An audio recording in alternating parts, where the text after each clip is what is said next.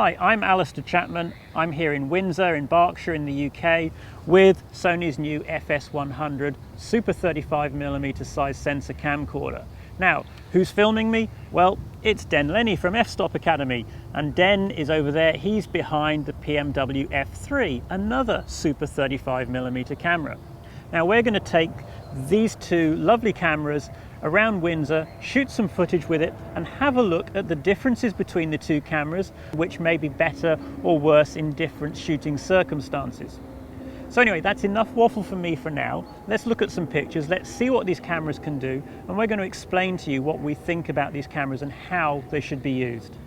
Both the PMW-F3 and the FS100 were set up using Rec 709 gammas, which is the standard gamma for HD.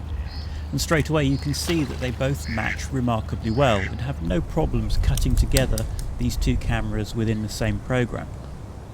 Initially on the FS100 I used the kit lens, that's an 18 to 200mm f5.6 lens.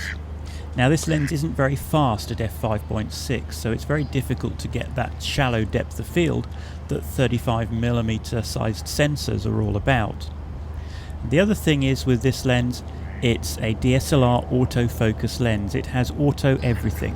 So yes, you can have autofocus and auto iris, and they do work remarkably well. I was very surprised at how well they work, but it's very difficult to actually focus it manually because it has one of those horrible focus rings that goes round and round. There's no calibrated markings, and there's actually a lot of lag in the action.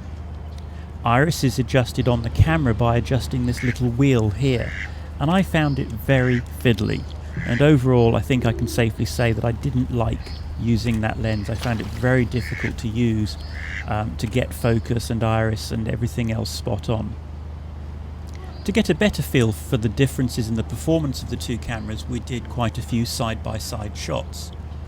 Now the FS100 has the same LCD panel as the PMW-F3. But on the FS100 there is an extra layer over the top of that panel for the touchscreen functions, and this slightly softens the image, and the image isn't quite as sharp or as clear as it is on the F3.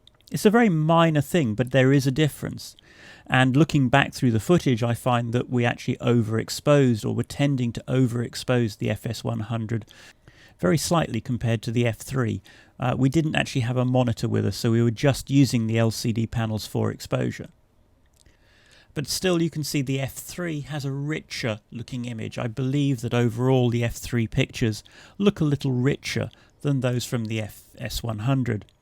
It may be with a little bit of tweaking and adjustment to the picture profiles on the FS100 that can be improved, but we didn't have time to look into that in any great depth during our tests, during our brief time with the camera.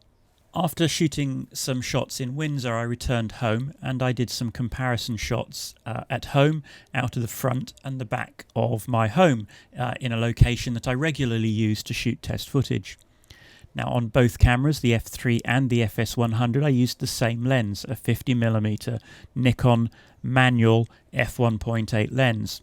I also did some quick tests looking at a couple of resolution charts and also a couple of zone plates. And zone plates are very useful for showing up issues like aliasing. Now both the F3 and the FS100 share the same sensor, so there was no surprise really to see very similar performance levels from both cameras. Although the FS100 does exhibit a little bit more aliasing than the F3. My experience with the F3 shooting out in the field has been very good, and I haven't actually found any real problems in the real world with aliasing with the F3, and I suspect from what I've seen looking at the charts and the footage that I have shot that the FS100 would be no different. Having shot plenty of footage outside on a nice sunny day, I decided it would also be good to try and see what the low light performance of the FS100 was like. And of course really it's no different to that of the F3. It performs very well in low light. And as a little test video, I shot this sequence of my wife making a bracelet out of beads.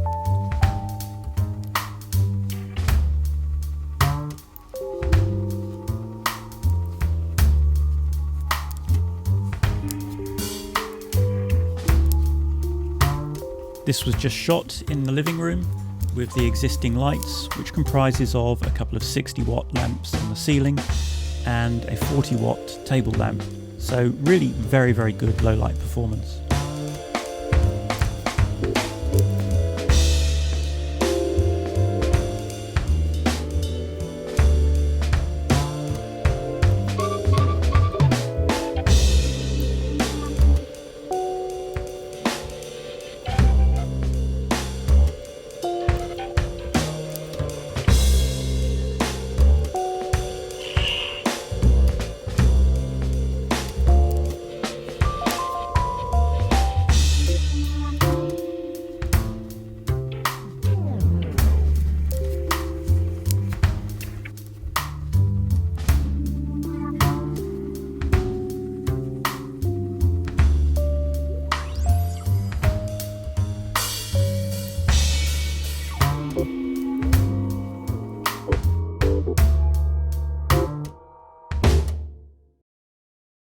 So what do I think of these two cameras, the F3 and the FS100?